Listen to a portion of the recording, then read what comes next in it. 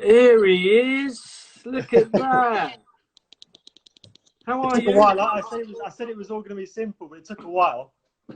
Nothing's ever simple in life, Gary. You know that. You know that. Hey, listen, I know tonight Lisa and the boys will be watching, so big shout out to Harvey, Freddie, and Alfie. Are they there? No. I'm in a quiet room. They're probably playing Fortnite or something. Exactly. On that note, are you fed up with homeschooling yet? How's that going? Yeah. Unfortunately, they go to a school that does it all themselves. So, apart from randomly enough, we've been doing a lot of baking. Apparently, science is all about cooking now. Is that a fact? Yeah, apparently so. Yeah, so we've been cooking honeycomb. I mean, there's a lot of science in honeycomb. Been cooking honeycomb, gingerbread, things like that. So I think even the school are getting bored actually of this homeschooling life already. Well, okay. Yeah, honeycomb. I guess there is a science in that. Yeah. I'm not sure where, but anyway. No. Let's give the people who are joining us a little bit of insight. So basically, we go back over 15 years now. Yeah. So I've sort of managed you in a very small way because you do not need a lot of management. You are way beyond that. But listen, I have been a part of your career in the smallest of ways for a long, long time. Incredibly proud of that, and proud of what you've achieved and where you've got to today. But you know, big relationship we've got, and that's been fabulous. But where are you today? Just give us a bit of an insight on what Gary Paffett is doing, other than being in lockdown, like we all are. But you know, what is today's world for you? So yeah, I mean, as you say, we met back in 2005 when I was at the time on the cusp of a Formula One drive. You know, a lot has happened since then. I've had a great career, and we've had some amazing experiences together. You know, really shared the journey, and I'm now at a point where I've achieved so much in my racing, myself, and achieved so much that I'm now, you know, using that experience, working with the Mercedes-Benz EQ Formula E team. You know, moving from still doing the driving where I can. I still have massive passion for driving. Same as you. It doesn't matter how old you are. You still want to get behind the wheel and drive. But yeah, using the experience that I've got to help guide a team, help guide other drivers, help just influence people to try and make better decisions in motorsport. I mean, I think a lot of people won't actually realise that you were incredibly close to an F1 seat. I mean, we know together because we've been through the journey together.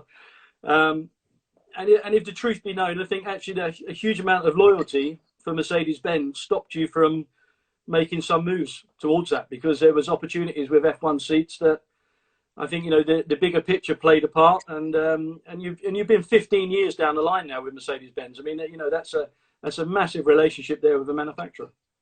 It is, yeah. I mean, you know, my relationship with Mercedes-Benz came out of chance, really. You know, we, as I think a lot of drivers, not so much these days because most of them are quite heavily funded, but back in the day, a lot of us came through the ranks on a very tight budget, and that was basically my story all the way through. I mean, it's not a sob story, a story of hardness. It's just the fact that I wasn't flush with cash, able to employ the best teams to run me. So we got drives where we could, and that meant in 2001 going over to race in German F3 rather than staying in the UK, which was probably the better championship at the time, just because the budget was much more reasonable. So I ended up in Germany, which actually changed my life. You know, it put me in the shop window of Mercedes-Benz. They watched me 2 years in Formula 3. I won the championship in the second year in the support series for DTM.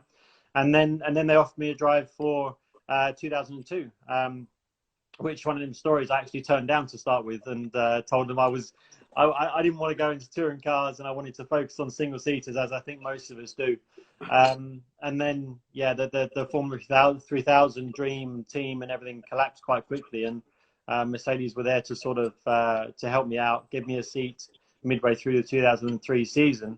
And you know, showed me a lot of support from that point onwards. And as you say, there were definitely times over the years where we had options to go elsewhere, to go to other F1 teams. But we made a decision. I made a decision to stick with Mercedes, to be loyal to them, and in the end, obviously, it paid off with the amount of success we've had and the relationship that I've now got with Mercedes-Benz after all these years.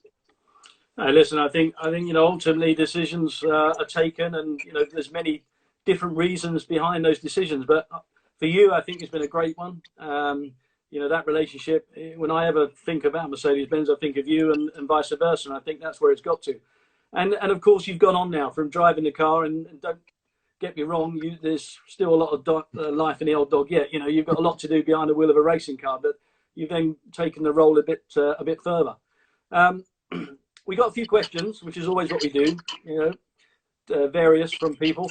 Before I go and ask you any questions, I just need to put my manager hat on and just say, before we go any further, I just should warn you that any of your answers, could be being watched by a manufacturer or a sponsor or anything like that. So that's the disclaimer out the way. I've done my duty now. The small print. So let's get some questions. A couple of questions for both of us. So Jake Dobson has asked us about dream road trip, dream car that you would go in. Wow. I don't know. You start, eh? Well, I think I've probably done it. I think I've probably done my dream road trip was to go from the UK to Monaco. So I did it a couple of years back with a group of us, and we went to Brooklands and stayed there for the night, had a big dinner with everybody, set off from Brooklands and went on a road trip through France and all the way down into Monaco itself. And it was fabulous. And you know what it's like. We normally drive cars just to go to an airport, jump on a plane and go and do what we need to do. It's very rare that you actually go on a road trip and enjoy the beauty of having a nice trip in a car, without any pressures and nice scenery, nice restaurants, nice pace of life. So, and I did it in an old Porsche convertible, which actually wasn't mine. Somebody loaned it. A very good friend of mine loaned it to me, and actually he was a little bit upset with me because I forgot to turn the air conditioner off and burnt the AC motor out. But it was a convertible, so I don't even know why I had the air conditioner on.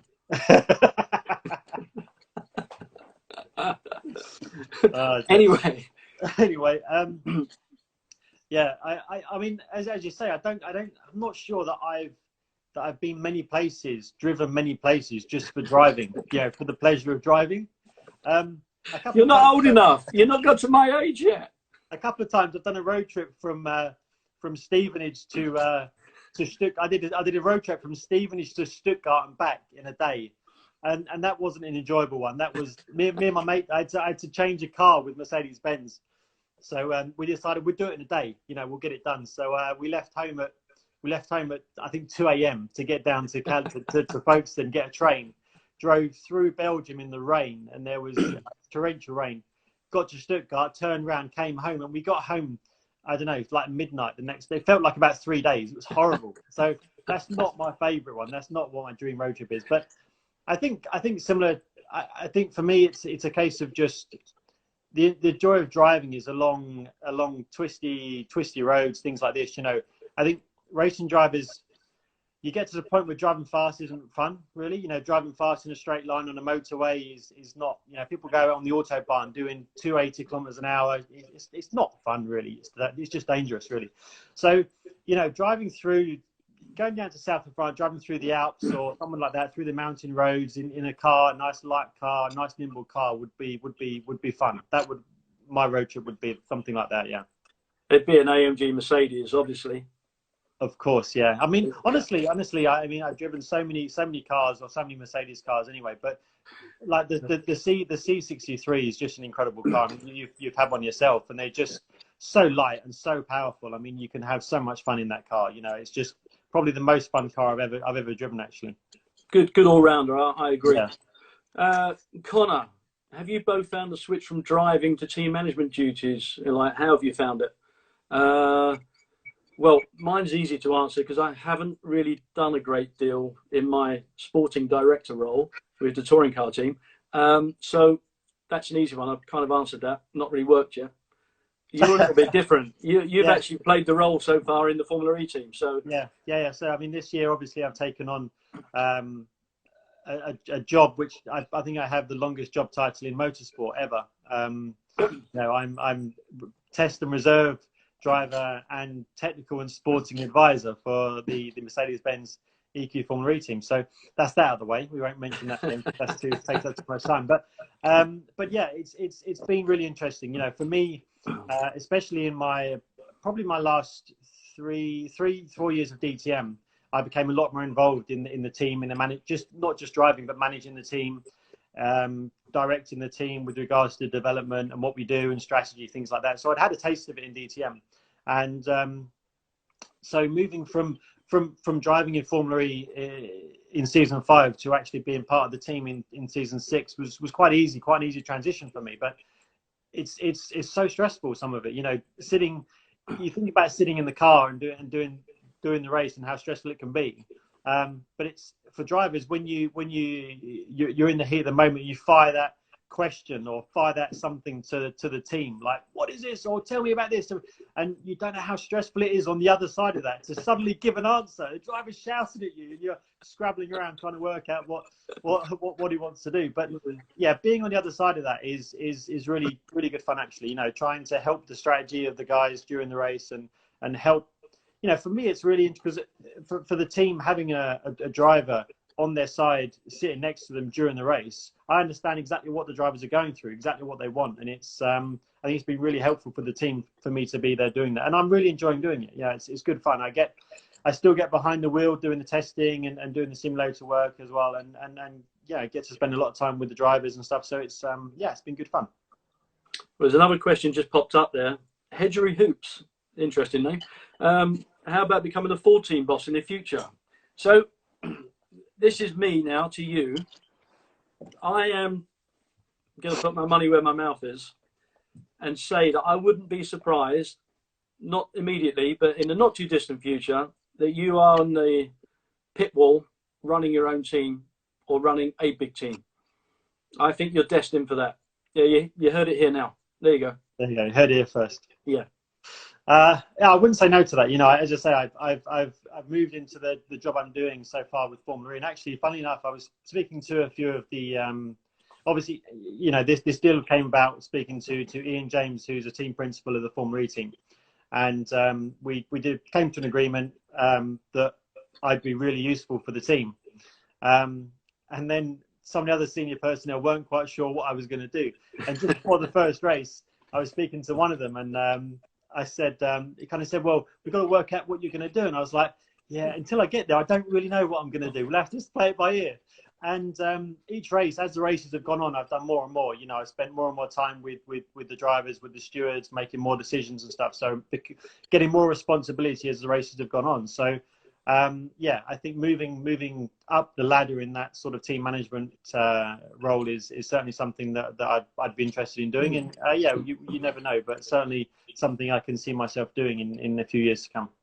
No, definitely so. I think there's a map for you there, and I think you're going to follow a pathway down that road myself. But and we've seen some great guys do the transition. Alan McNeish did a fantastic job at Audi. Yeah. Alex Wirtz with Toyota. So I think it's a key role these days. That, as you say, that conduit between team and drivers, and having a former driver, Gilles de Ferran at McLaren. Yeah. Yeah. But there you go. All right, let's have another questions now for you, buddy. So, who was the biggest support in your DTM career, driver-wise? Lucas Sanovic. In DTM, it was Bernd Schneider, definitely. You know, when I joined the team back in 2003, I think he basically just won his, in 2003 he won his second or third championship. But he was the legend when I arrived. You know, the legendary Bernd Schneider, the guy at the top, the guy that had won all the championships, and the guy that was leading the team. And the thing that he did differently to some other people, and it's something that I've tried to keep going myself, is that he just helped everyone. You know, he didn't. a lot of these top drivers, well, some, not a lot, some of these top drivers, will try and make sure they don't give away too much. Maybe they'll try and keep things to themselves, try and keep some secrets to themselves, keep something in the pocket. But Byrne was honest. He was open, he was honest, he told you everything he could to try and help you. And that's the same thing as I've done. And he kind of, I guess, had the same philosophy as me. It's a case of, if I can't beat you fairly, then you're just better than me, and that was the challenge that I had. Whenever the young guys that came, I had so many young guys coming into the team with me, and I'd give them all the support I could, and then you'd go out there and try and beat them, and because that was the challenge that you wanted. And Bernd Schneider for sure was the one that really helped me and guided me through the years that we were racing together.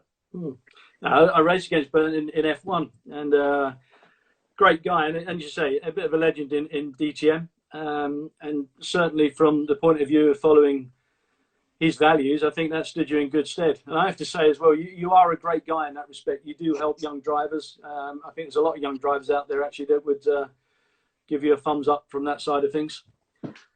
Sean, was the DTM always going to struggle after Mercedes-Benz left? Honestly, I think so, and that's just not me picking up Mercedes-Benz all the time. I think over the years in DTM, we've had times that have been tough. Especially I can pick out 2007 where we went down to two manufacturers. We had Opel in there as well as Mercedes-Benz and Audi before, and then Opel dropped out and it went down to two manufacturers. And I know that Mercedes did a lot of work then to try and keep the championship together, to try and get BMW to come in and join the series. BMW always done a lot to try and help the championship and not being too selfish, I would say, in their own success, and just try to make sure the championship survives. So with that in mind, as soon as Mercedes pulled out in end of 2018, I did think that the series would struggle a bit. I didn't see the end coming probably this soon, but I did see that it would be harder without Mercedes-Benz, because Mercedes have always done so much to try and make sure the championship thrives itself, rather than just looking at winning the championship themselves. I think that's fair. 2018 obviously was a special year. Might want to mention that, Gary. Yeah, I mean, it was a combination of hard work for everybody involved.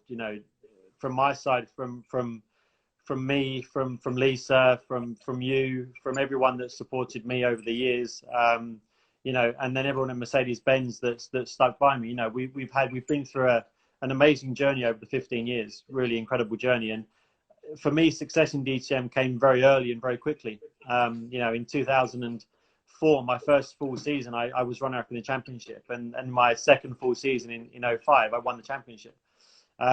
And it came quite easy back then. It was tough. Obviously, you had to be on top of your form, but you didn't seem to have to work too hard. After that, it was a bit of a struggle for a couple of years. I went away to Formula One, to test drive Formula One full time in 2006. So I didn't race in DTM. I came back in 2007, but at that time there was only a space in one of the year-old cars, one of the B-spec cars, basically. So I did 2 years in that car, and then was back in the new car in 2010. 2009. And then I got back to winning, races. I came very close to winning the championship a few times. In 2010, I was runner-up. 2009, I was runner-up. 2012 was an incredible year. And I mean, 2018 was kind of payback for 2012. 2012 was just the most, I don't know. I mean, I was 47 points in the lead mid-season. And we lost the championship, in the last race to Bruno Spengler. And that was the hardest point, in my racing career to take, to lose that championship from that point. And it took me a long time to get over that, really did. And then at Mercedes-Benz, we went through a few tough years in DTM, through 13, 14, 15, 16. It was tough. It was really tough. And then we started to get there. And the bizarre thing was that, halfway through 2017, Mercedes-Benz announced we were leaving the championship at the end of 18. And it took everyone by shock, really. No one really expected it or saw it coming. But it was just a fairy tale end. 2018, we got the funny thing in every series, including DTM, you never know where you are, and you get to the first race, and you get the first qualifying out of the way, and that's when it hits you like, okay, are we there or are we not? And when you get through that first qualifying session and you're on the front row and you go, right, this is it. This is a good car. And it was an epic season, really epic season, 18. Yeah, a year-long battle with my teammate Paul di Resta, and then at the end having to fight off Rene Rast, who won 6 races in a row at the end of the season to win a championship by 4 points, was just incredible. And it was the most amazing story for myself, for Mercedes-Benz, and most amazing story, most amazing end to my career in DTM. It was just I think just the emotions for all of us. You were there and everything else. It was just the most amazing weekend. So it was pretty epic. I agree. It was a fantastic weekend, and well deserved. We mustn't forget George Galgi, because he'll get upset if we don't mention George. If we don't mention him, at least We must mention George. But no, listen, for all the family, for me being there was brilliant, and I have to say the stress. The stress of watching and right on the edge of your seat. It's worse than being a driver. So don't ever go into driver management, mate. It's very stressful. But the joy of seeing Lisa and the boys, with your win, and obviously with you yourself, clinching the title, and the last season of Mercedes-Benz were in it. I think it was a really nice story, and also the early Fritz at HWA. I think Uli was incredibly proud of your performance, and and Uli's been a massive supporter of you over the years with the team operating it on behalf of Mercedes-Benz. So I mean, there was some great sort of stories that have come out of that race and that year. So yeah, good memories that. Yeah, really good. I mean, that was the big story.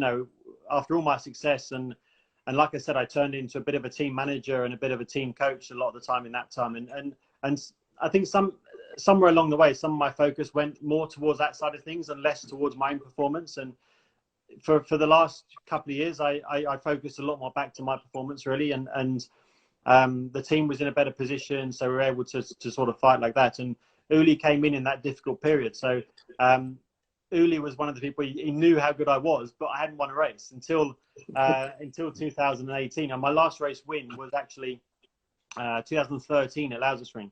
And I didn't win another race for 5 years until 2018. And for him, I think it was as much, joy and enjoyment as anyone else, because he, had stuck by me. He'd backed me the whole way through. He'd really, really stuck by me.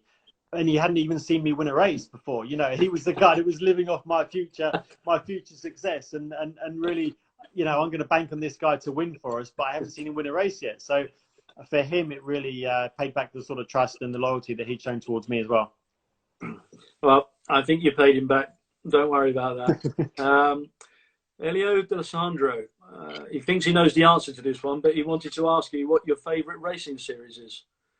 Well, I guess that could be the favourite racing series that you've competed in, or it could actually be what your favourite racing series is, full stop. Yeah. I've got a couple actually. I think without doubt, DTM has to be the one my favourite because of how long I've been in it, but also the cars are so much fun to drive. The level of driver is so high, the competition is so high in the series. So DTM is probably certainly my favourite and the one I really enjoy driving in. The other one that I had so much fun in was the Formula Vauxhall Junior. Similar to Formula Ford. So the real sort of grassroots motorsport. No downforce, no slicks. I mean, the racing was just incredible in those things as well. So I had so much fun in the 2 years I did in that, really. Definitely a couple of them are my sort of favourites. Yeah. And you've got that car now, haven't you? Is that yeah. Which is fantastic to have one of those early cars in your career, especially for the boys to look back on that and they can see what Dad used to potter around in. It was really lucky actually. I had it was a car I won the Class B championship in '98 and then the Class A in '99. And the car got sold to a kart circuit, Rye House Kart Circuit. Actually had it in their showroom in their foyer. And then a few years ago, they were basically clearing stuff out and everything else. and I heard about it, and I made them an offer, and I've got it sat in my garage. So yeah, that's pretty amazing to have my first race car, especially the one I won 2 championships in, sat in the garage. It's pretty cool. That's brilliant. I love that. James Marshall Hedges. We should probably give James a shout out because I think he is your super fan. He is, absolutely. He is a big supporter of yours. So Gary, what is your favourite GT racing moment? I mean, I've got a few. I've only done the GTs. I've only done it for 1 season basically. I did a couple of races. I did my first 24-hour race at Spa in 2016. And then I also raced, a couple more years in that, and I had a full season in 2019 doing the Intercontinental GT, which was an amazing championship. Very unfortunately, we really didn't have much success. We had a great car in 2016, but got a penalty and had to drive from the back of the field, and nearly got on the podium. But I've had so many incredible experiences. GT racing or endurance racing is something quite different to anything else. I mean, you know what it's like, and driving at night, driving through the night is just bizarre, absolutely bizarre the first time you do it. And I remember the first moment where I thought, was really extraordinary. I was sat, the first race I did at Spa in 2016. I was my first ever GT race, let alone endurance race, first ever GT race. I'd done a test at Portimao before, so I'd driven a couple of hours in the night at Portimao, and then I came there, and the engineers before the race were talking. It was me, Maxi Gotts, and Thomas Jaeger, 2 really experienced guys with being teammates, and they said, right, well, because you haven't driven much in the night, what we'll do, we'll put me in kind of 6-7 p.m. as it's starting to get dark, to get used to the light, not throw me straight in the deep end. That obviously, as motorsport does, went out the window. I ended up there was a massive crash and there was delays, and I ended up getting in when it was fully dark for my first time in the night around Spa, which was fun. And then Thomas Jaeger, who was our reliable GT driver, became ill in the early evening. So between 10 p.m. and probably, I suppose, 10 a.m. for them 12 hours, it was just 2 of us. Having one person like me that hadn't done any night racing before. So I think in the 10 hours in the night, I did 6 hours, 3-hour stints in the night. And I got out the car. I got out the car at 2 a.m. I did 11 p.m. until 2 a.m. 3-hour stint there. And I got out the car, and Maxi Gotts, bless him, I hope he's listening, because I keep on about him. So I got out the car after doing 3 hours in the car, a triple stint, and he got in. And I got out the car and basically got an hour's sleep and got woken up. And the engineer said, "Oh, can you get ready? Because Maxi only wants to do 2 hours." And I was thinking, you are kidding me. So I got back in the car, and that was the most surreal time. I was stood in the pit lane in my gloves at 4 a.m., like half asleep, stood right in the pit lane waiting for the car to come in. I'm thinking, what am I doing? This is crazy. Like, what are you doing? And then I got in the car and did from 4 until 7 a.m. And I was thinking, this is madness, absolute madness. But I enjoyed every minute of it, and that's endurance racing. It is just like nothing else, absolutely nothing else. And it's so much fun. It's amazing what adrenaline can do. Yeah. Yeah, it does keep you awake. Yeah. Favorite circuit? Paffett Army have asked this question. We get asked it every week. So yeah, what's yours? Yeah, well, unfortunately, they've torn it up now. My favourite circuit is Zandvoort. Yeah. It's funny actually, because it went through a bit of a story. Because in 2002, in F3, I was it was the penultimate race weekend, and I was on the road to win the championship. And I had a double DNF at Zandvoort, and I hated the place, absolutely hated the place. Then I went there in 2004. Had a bit of a shunt, got a drive-through penalty, and again, hated it. I was like, I've had enough of this place already. And then from then onwards, I just loved it. I don't know why. I don't know why. I mean, I know why I like the circuit, because it's an old school circuit. You don't have the luxury tarmac runoffs. You have grass, you have gravel. It punishes you. I've had a couple of big shunts there, and it punishes you if you get it wrong. But that was, for me, the joy, the joy there. And also, the track surface was so abrasive there that you couldn't just drive the car hard the whole time. You had to think about what you were doing the whole time. And that's what I really love is having to think about what you're doing, having to really you know, drive with your head rather than just your balls all the time. So yeah, but you know, also rather than just liking it, I just was always quick there, and I don't know why. I mean, in 2018, I went out in Q1 there, and I went out nailed a lap in the first running qualifying. That was pole by 4/10. And I was like, where did that come from? And I'm like, I don't know. And I think, you know, that weekend in 2018, that helped me massively. I had two pole positions, a win in a second, you know, and it was just incredible. And yeah, it's definitely my favorite circuit, and one that for some reason I just always used to go really well at. Maybe because it's close to the seaside. Well, because maybe I just went to the beach. Yeah. But that is the thing about it. Huh? You come round one lap and you've got sand on the track, and it's just been blown on the circuit. It's quite tricky at times. There's another story there. I don't know. It's on the edge, but this one's all right. I think it's all right. So in about the sand. So back in 2004, it was a bit of a thing. It used to happen a bit in the series because we had one lap qualifying back then. So you used to do your qualifying session, and then the top 10 used to do one lap qualifying in reverse order. So 10th first, through. And a couple of races, drivers would complain because they'd come around on their hot lap and there was dirt on the track or something where someone had run off or something like this. And I kind of got a bit of an idea. I was like, okay, this sounds quite interesting. So at Zandvoort in 2004, I just scraped into the top 10 by like 3 thousandths or something. I was like, God, that was close. So I was like a bit desperate. And as drivers do when they're a bit desperate, I thought, I pushed the limits a little. So on my in-lap, I didn't go off track. But on my in-lap, I drove around the outside of the track, or the whole track. So I thought, I'll give it a go, see if it brushes a little bit of dirt onto the track. You know, maybe they'll lose a couple of tenths. Anyway, so I did that, came in the pits.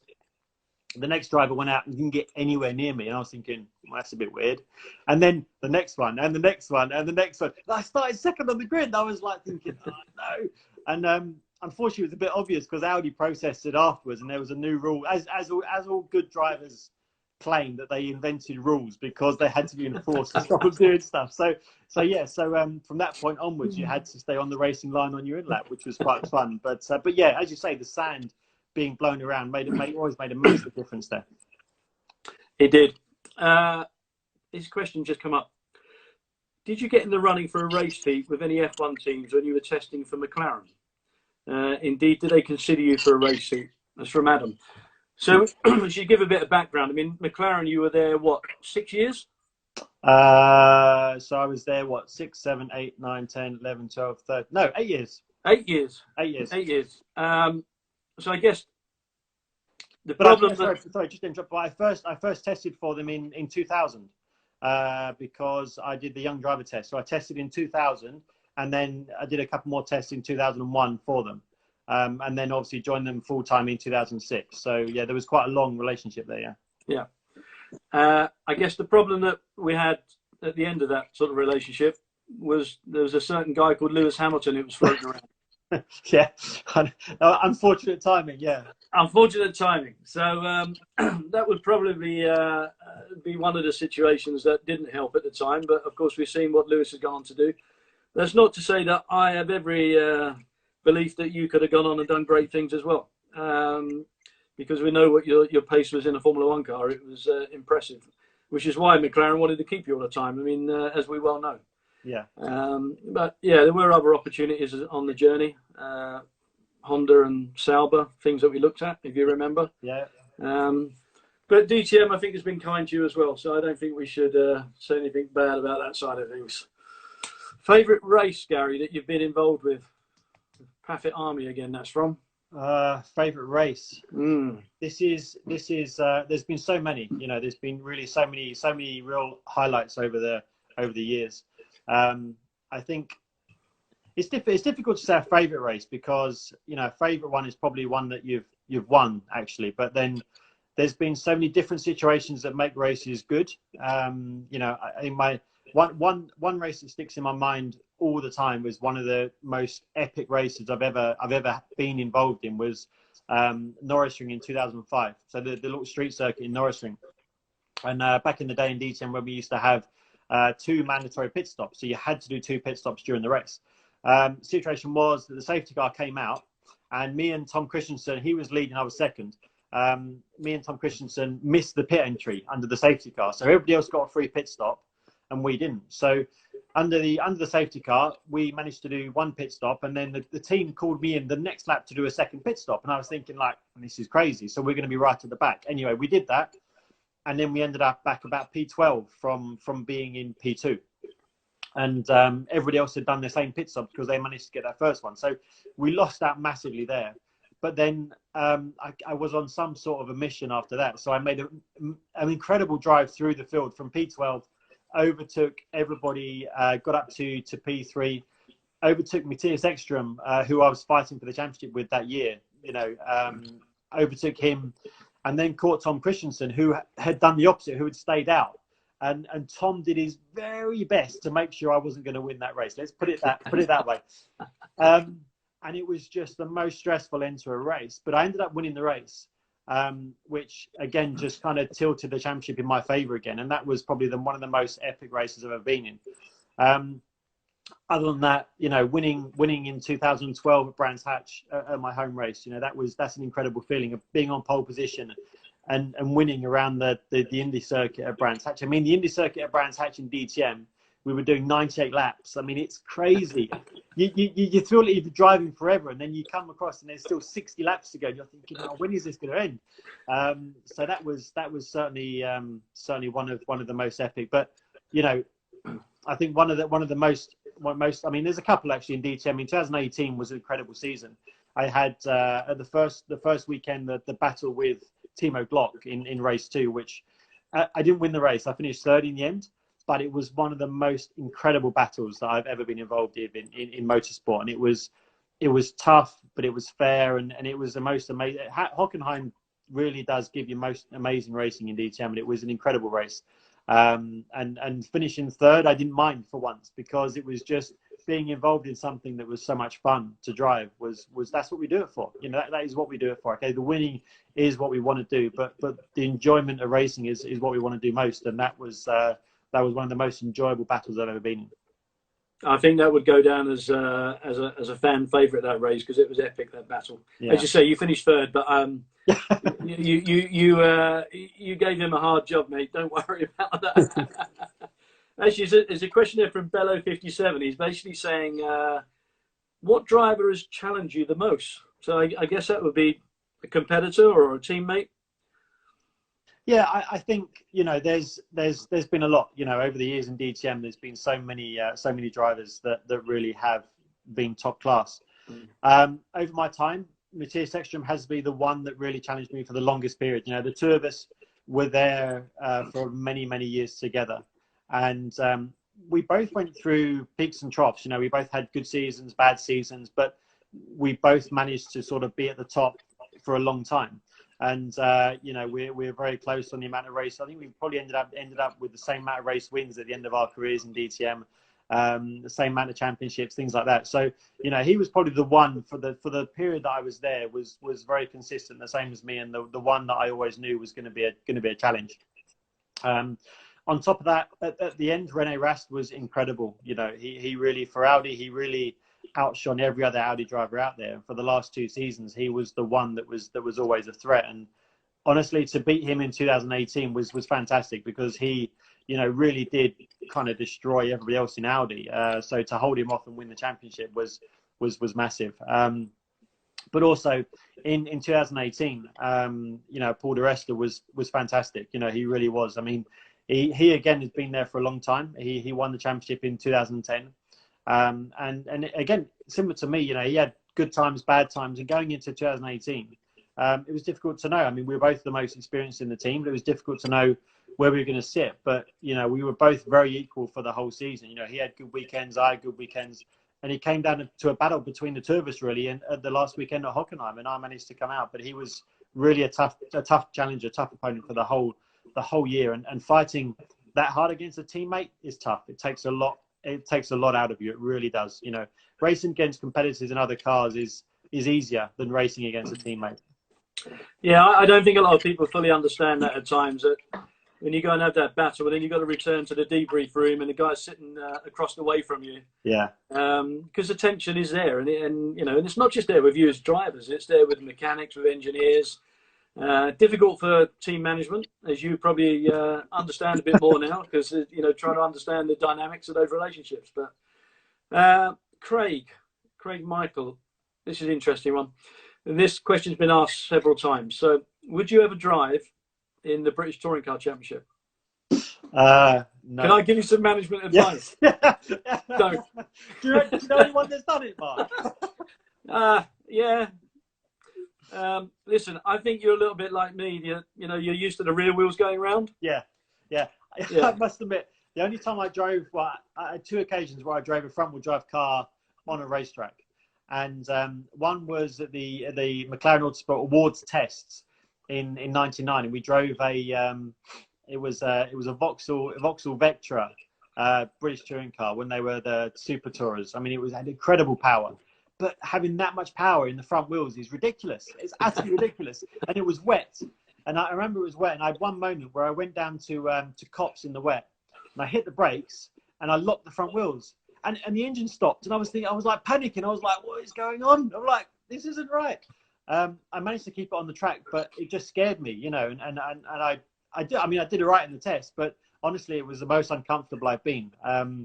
The other thing I did a guest race in a Ford Fiesta at Silverstone end of the season as well.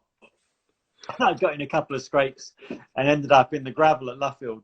And honestly, for me, controlling a front-wheel drive car when it's sliding around is impossible. I just don't. It's just so unnatural. It's just I would have to I think you have to relearn and reteach yourself everything that you know. So probably not. No. Very wise man. Very wise man. Hey, listen. I think we're taking up enough of your time, and I want to just say a big thank you. Not only a thank you for tonight, just a big thank you for allowing me to be a part of your career for the last 15 years plus. Huge talent behind the wheel of a race car. You're a fantastic guy, great father and husband to your family. And honestly, I'm wishing you all the best for the future in whatever we do, hopefully. And I say we, because we're still together. But listen, Gary, thank you. Pleasure to have you with us. And look forward to speaking to you soon, which will probably be tomorrow. Probably, yeah. All right, mate. All the best. Thank you, Mark. Cheers, mate. Cheers, buddy. See you guys. See Bye. you. Bye.